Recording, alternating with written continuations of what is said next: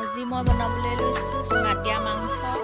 এয়া মাংস লৈ লৈছোঁ আৰু পিঁয়াজ, বিলাহী, আদা, নহৰু, মছলা, জলকীয়াকৈ কাটি মেলি লৈছোঁ। এতিয়া বনাই ষ্টাৰ্ট কৰোঁ। এয়া পিঁয়াজ অলপমান কাটি দিছোঁ।